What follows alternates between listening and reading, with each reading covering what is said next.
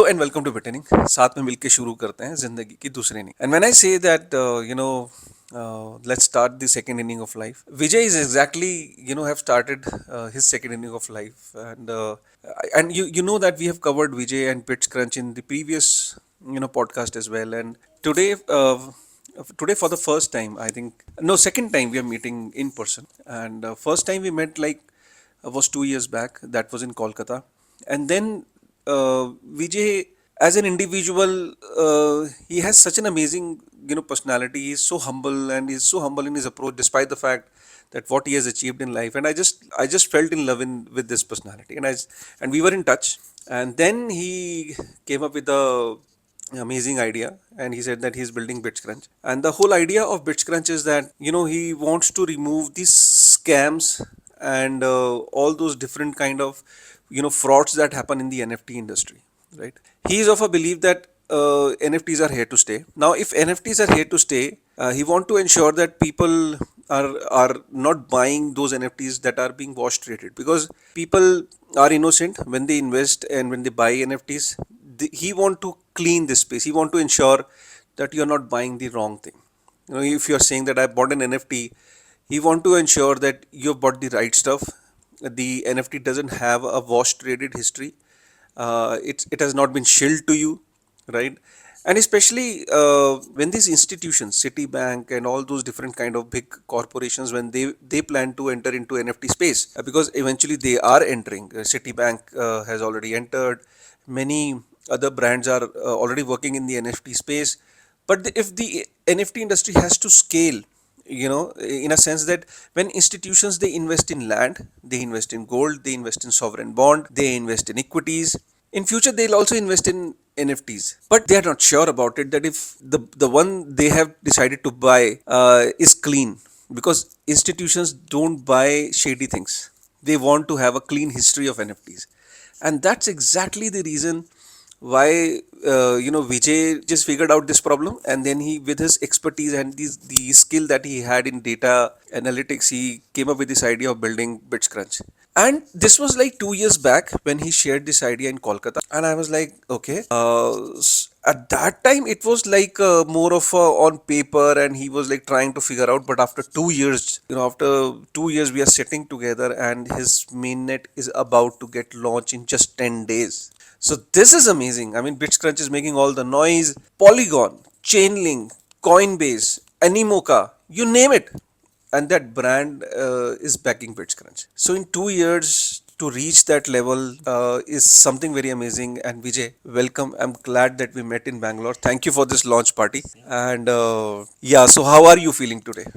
I'm really excited for the next week or so, because Mainnet is a dream come true for every founder. I mean, it's like a similar feeling of an IPO for a traditional Yeah. company, and to do that in like 10 days, I'm really glad and excited. So this sort of launch party, I mean, we would love to call that as a pre-launch party, Yeah. but then we wanted to thank the team, thank the community. So we hosted a small gathering yesterday Yeah, at yeah. Bangalore. Glad I was part of it. Yeah, yeah, and thanks for flying all the We, way. we had a good time. Yeah, thanks for coming all the way. Me and the team. Yeah, yeah, very excited because I know when we met 2 years back, hardly there were two, three people, and now you're a team of 40 plus 40. team members, right? Yes, we started as a four, and now we are 40, scaled 10x Hmm. in 2.5 years, and raised $12 million in total. Like the names that you Yeah, dropped. yeah, some amazing names. I mean, these are the names that industry reckon with. Like, I mean, Chainlink and Animoca and Polygon and Coinbase. Yeah, Coinbase, publicly listed company, right? I Yeah, mean, yeah. they need to show us on their books any day. Mm. So to have those names is definitely a honor, and obviously coinless sale. Yeah, yeah, yeah. We had to touch Can upon you that tell? as well. Can you tell us more about CoinList, and after that, I like to understand that in 2 years, were there any? How many individuals were there who tried and tested your protocol? Yes. But before that, tell us about CoinList. I Yes. mean, because it was one of the dream that you shared that 2 years back when you said.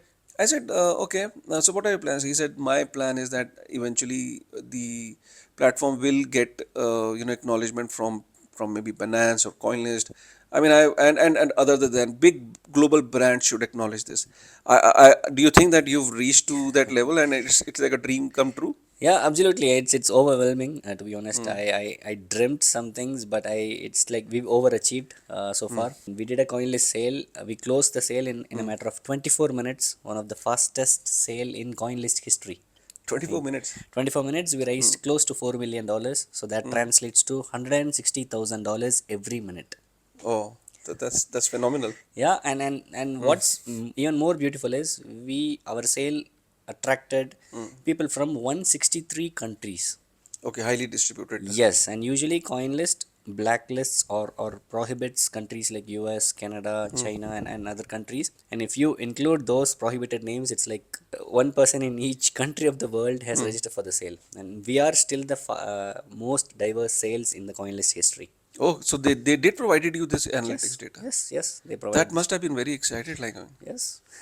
So our sale got attracted by 163 countries. why you think that you were able to achieve this kind of success? Because you think that this kind of platform was needed, because NFTs are global, but they didn't knew that there was this platform that existed that can tell them help them to understand that if they're buying the right. NFTs, as you said, it's global, but people are tired of scams, right? People lost a lot of money. Yeah. We have read successful stories like Beeple's $69 million NFTs, or NFTs getting auctioned at Sotheby's auction center in the UK, and so on. But not a lot of people talk about scams. Not a lot of people talk about money being lost, Yeah. and that has been a burning issue inside people. So they are sick and tired of it, and that's when there is a platform that is decentralized, that is easily accessible, people got attracted. Because if you look at the other data players, chain analysis or elliptic or nansen or dune analytics, everybody is centralized. So even to get a data, you have to book a call, talk to the team, get in touch with them, get the APIs, and for you to understand the data, you have to spend so much of time and effort. And for us, luckily, we have a solid team that worked on decentralizing this data layer.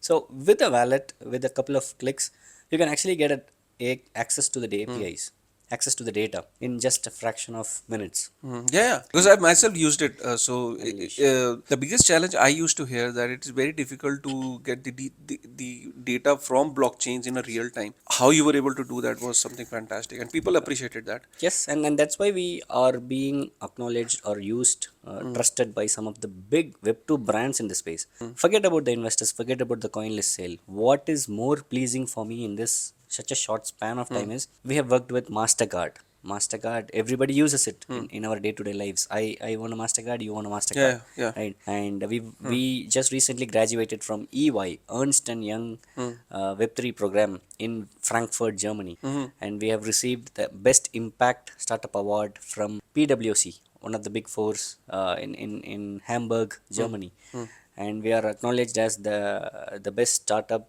in Web3 space in India from Accenture. Wow. And these are not mean achievement, right? I Yeah. mean, our inspiration is obviously Polygon, and they Yeah, have. yeah, yeah, Polygon.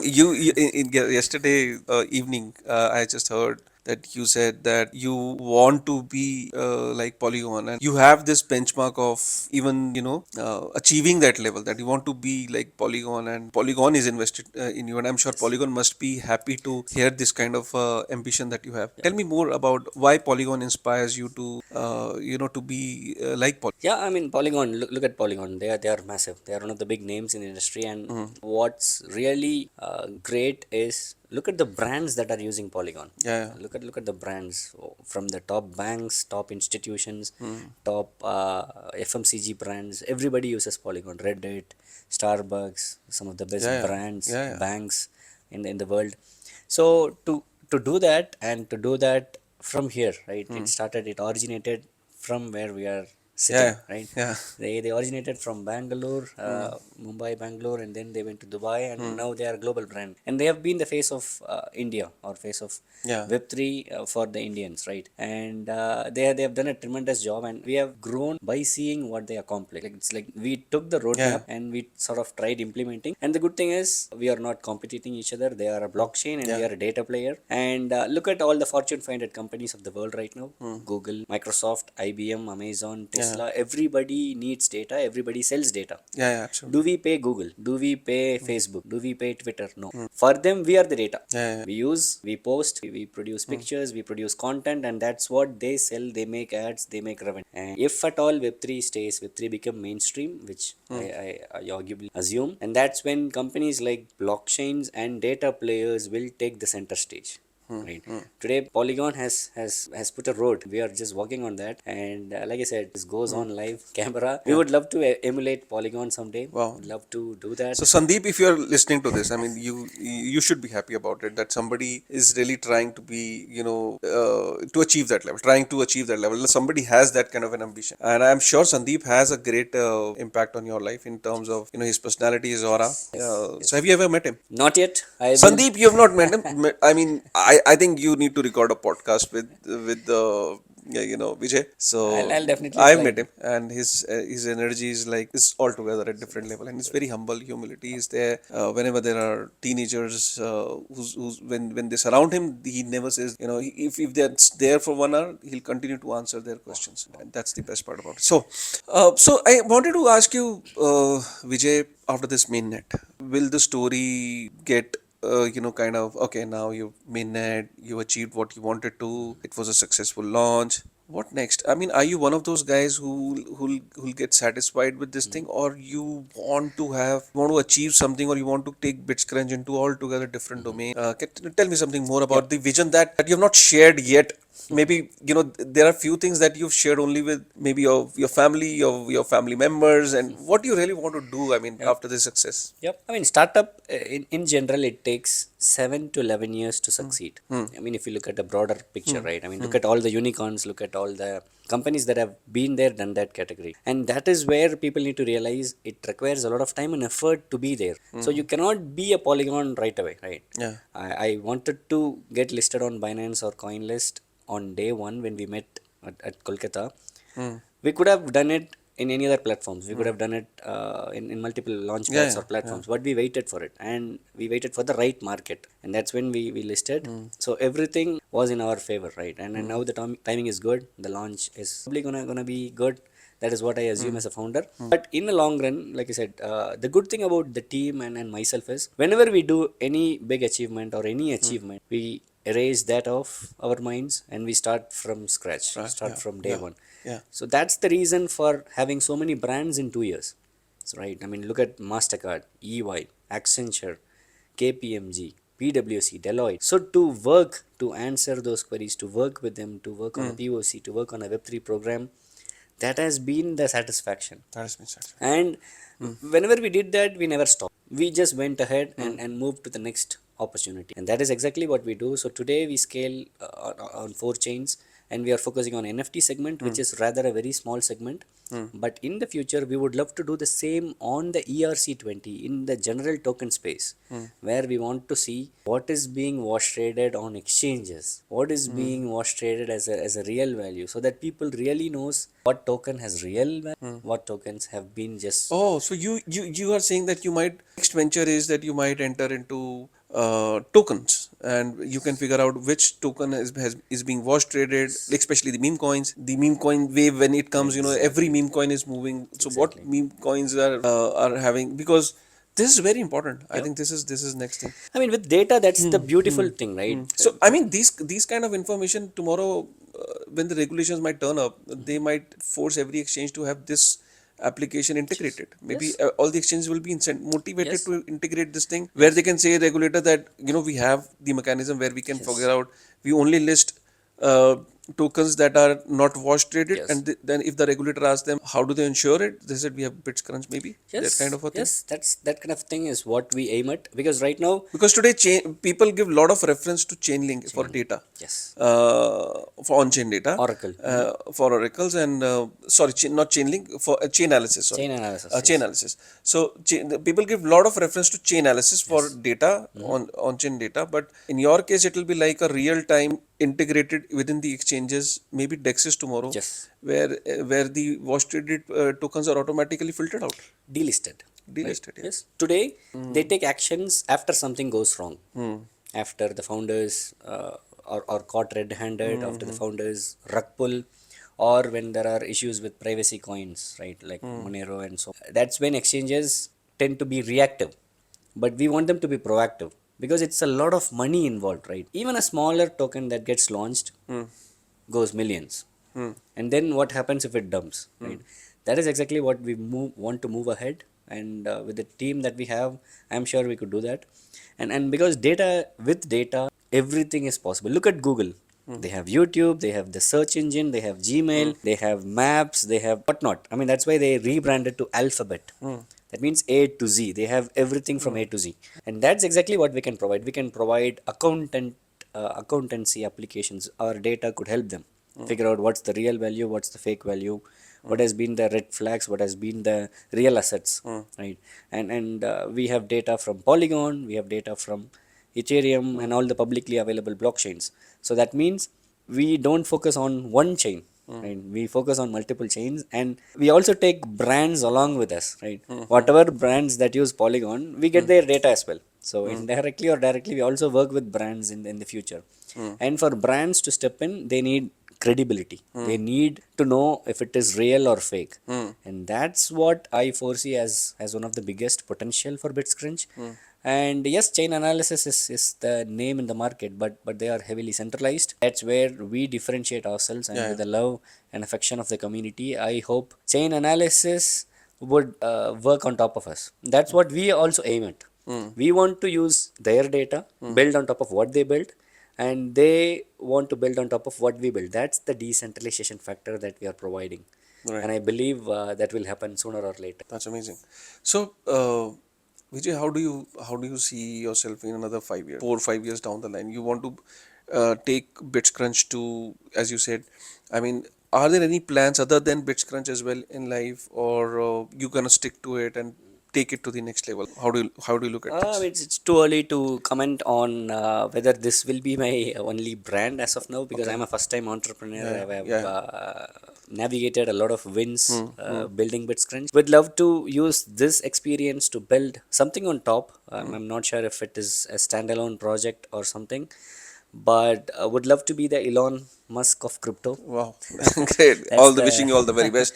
And if somebody, since you gave example of Sandeep, it was a very good example. You look up to him, and it has kind of positioned India in this space in a very, people look at India with a very lot of respect in Web3 space, because Polygon has achieved that kind of a position in this industry. When you introduce yourself to people, since you're based out of Mumbai, ask you at times that where are you basically from, and then you say India, and then what is their reaction? I mean, because Sandeep said that initially in this industry there were some apprehensions.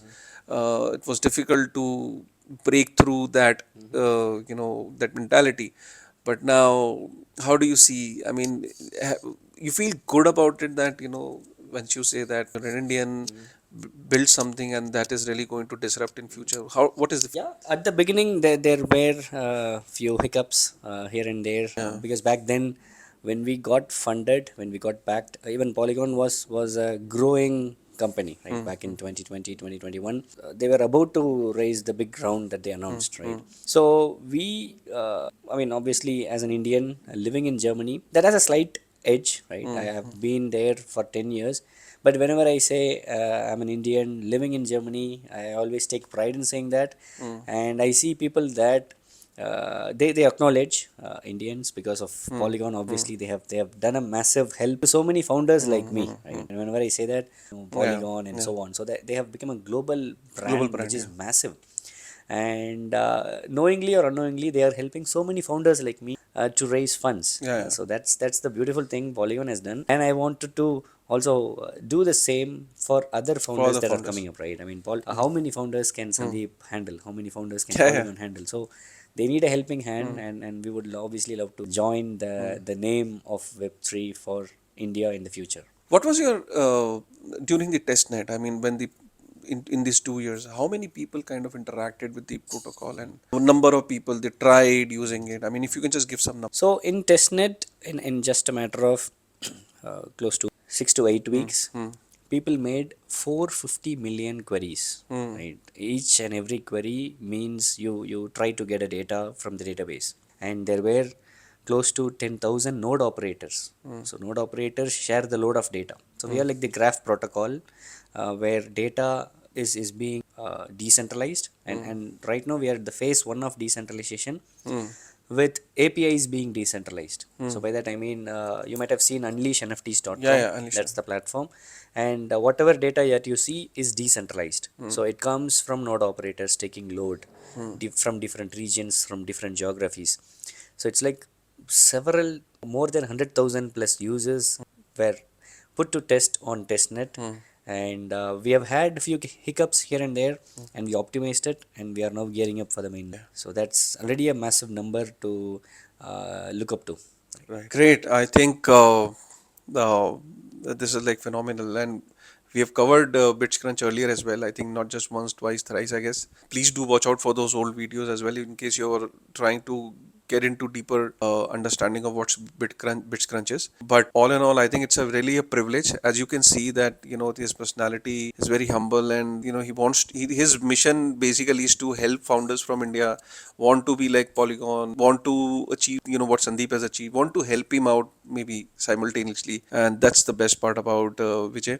Vijay, any last thought that you want to share from on behalf of So BitCrunch? thanks for all the love and support, because the last two videos we made it in a bear market where Yeah, the whole mood was down. yeah. Probably now the market is better. People are showering more love, and they are realizing the potential of Web3 as such. So for founders, just keep building, continue to build, keep your heads down. Time will tell, right? Timing will be there with you if you just proceed. All you have to do is just stay focused, keep building, and for community, please shower the same love, or more love towards Bitscrunch and other wonderful projects, infrastructure projects. And thanks again, Yeah. Kashif boy. Thank you. Thank It's you. been a pleasure. It's Thanks a the lot. third time on the pod, Yeah, and yeah. second time in IRL. Yeah, second time in IRL. Yeah, So yeah. lovely meeting you as always. Thank you. So with this thought, guys, I mean, if you want to follow BitCrunch, I'll leave all the links in the description. You can just go and follow them and join the Telegram. And their mainnet is about to get launched in 10 days, and exciting times for Vijay.